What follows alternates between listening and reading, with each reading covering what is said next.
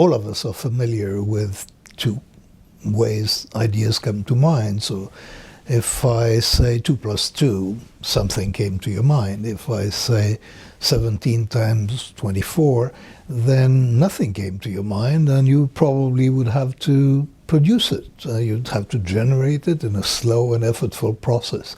So some thoughts are like 2 plus 2, and this is in some cases how a physician would make a quick diagnosis. All of that is what I call fast thinking, or system 1 thinking. The 17 times 24 is one of many examples in which we reason slowly and effortfully, and that is slow thinking or system 2 thinking. And when I speak of system 2, I speak of that, of effortful computation, and also of monitoring and control, because self-control is another effortful operation.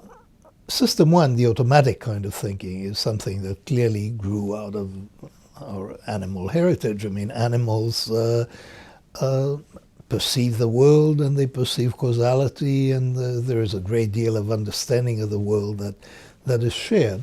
System 2 is distinctively human, and it is our ability to reason and our ability to delay gratification and to control ourselves. There's a great deal, and that is evolutionarily late. And, you know, it allows us to do great things, but system 1 is mostly in charge of what we do most of the time.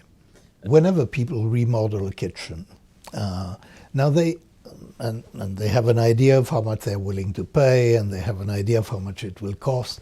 They may also know that for most people it costs on average about twice as much as they originally planned. But you don't feel that this applies to yourself. So you have that knowledge, which somehow is disembodied and is part of, you know, it's available to you, you know it, but you don't apply it. And that failure to apply it is characteristic of system 1. It doesn't use statistics very well, and it doesn't apply statistics to specific cases.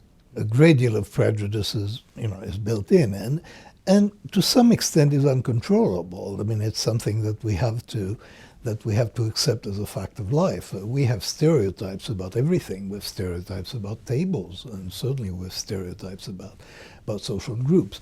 Now, here is clearly a case where you would want system 2 to be in control.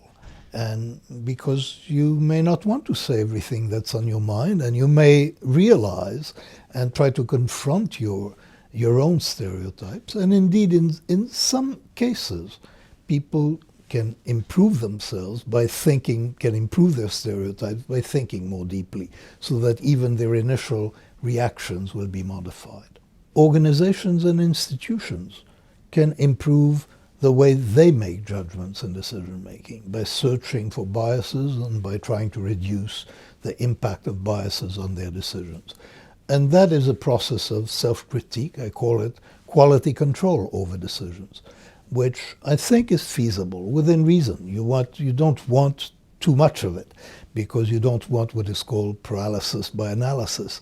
But within reason, there is room for many organizations to improve what they do by a form of quality control. If you ask what is the role of biases in the crisis of 2008, there's one place where we certainly can see it, and this is the over-optimism of people who bought those mortgages that they could not afford.